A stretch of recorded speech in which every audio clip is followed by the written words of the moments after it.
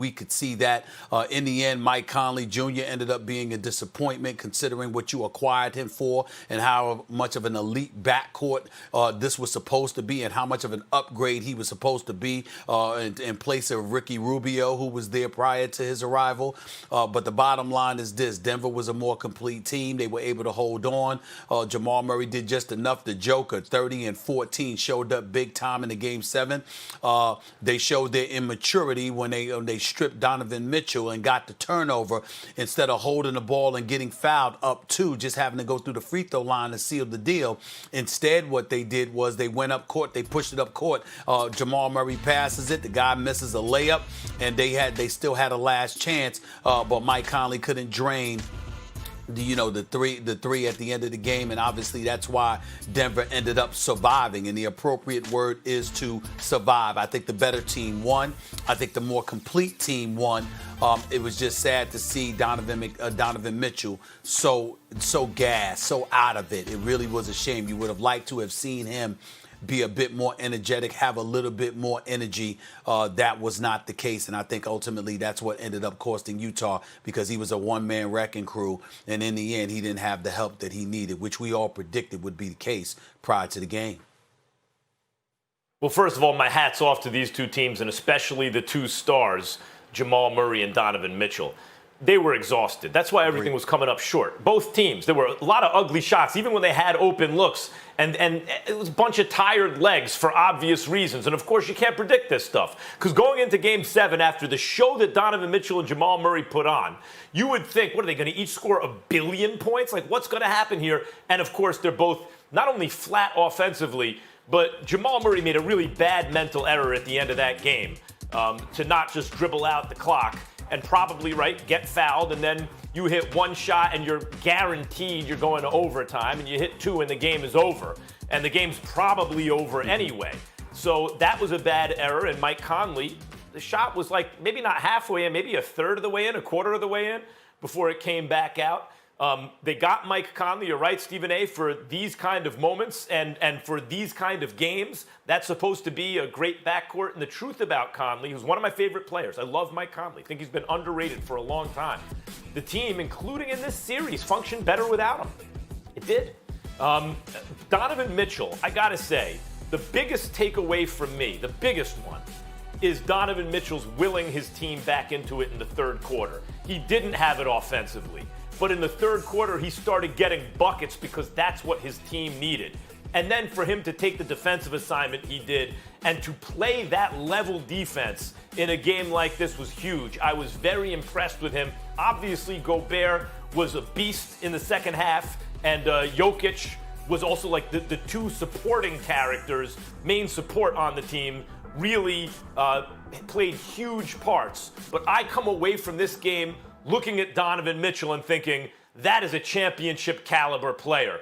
He didn't have it offensively, but willed his offense, willed his team back into a game that looked like they were about to get blown out in, willed them back, and then played the defense. And if Conley's shot goes down, we're having a different conversation right now.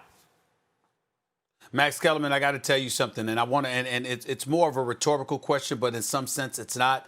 Here's what conclusion I'll share with you about Donovan Mitchell. I think the second coming, a 2.0 version of Dwayne Wade, has arrived. Dwayne Wade, sure. That is what I believe when I look at Donovan Mitchell. Obviously, Dwayne Wade didn't really focus on this three-point shot. We know that Donovan Mitchell can stroke it. We know he's not scared of the big moment.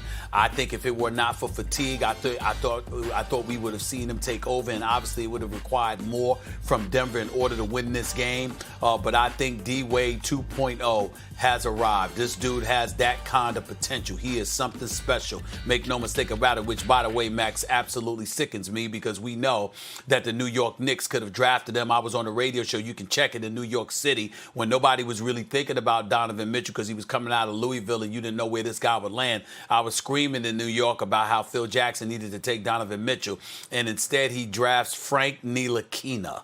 Okay, so don't get me started. Every time I see Donovan Mitchell, I get depressed because I know he could have been a New York Knick if somebody up there was doing their job instead of stealing money from James Dolan for 4 years. Now, having said all of that, we've got Mike Conley. Mike Conley, need I remind you, Max, he was late coming to this series. Okay, he missed the first 2 games. The first games 3 and 4 that he played, he had 27 his first game. He had 26 his second game. Game 6, he had 21. Now, he shot 1 for 7 in the fourth quarter last night, 2 for 13 overall, just finished with 8 points. Incredibly debilitating considering his resume in postseason play for all of those years. He was a Memphis Grizzly.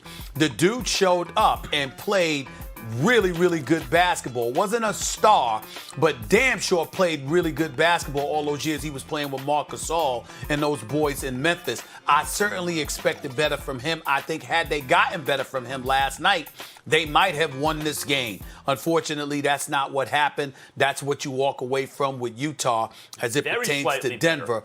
They survived. They've got the athletes, but they're relatively young, and they made some young mistakes that no way in hell it will work against the Los Angeles Clippers.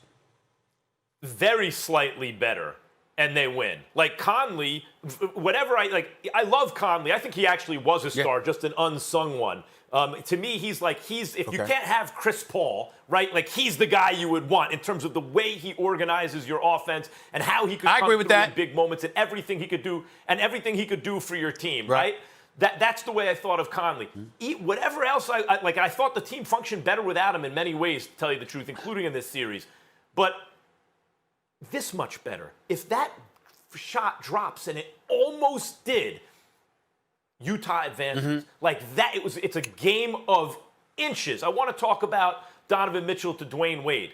He's smaller. He shoots the 3 better, obviously, but I love the comparison.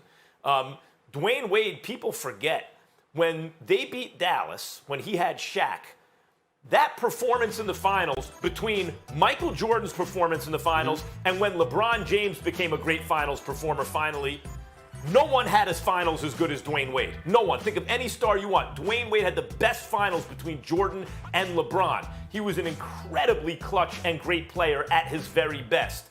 And Donovan Mitchell looks like he is made of the same stuff. I totally agree. He definitely looks like he's made of the same stuff. And let's remind our listeners, our viewers rather, Dwayne Wade's a first ballot Hall of Famer. He will go into the Hall of Fame as a first ballot. And it ain't just because he was a 3-time champion. It's because he was a superstar in this league. When LeBron was playing, when Kobe was in his prime, when you saw Derrick Rose ascend and become a league MVP, the list goes on and on. There was still the perpetual presence of Dwayne Wade, one of the greatest off guards in the history of basketball. So for Donovan Mitchell to be mentioned in the same breath shows you what we believe in when it comes to Donovan.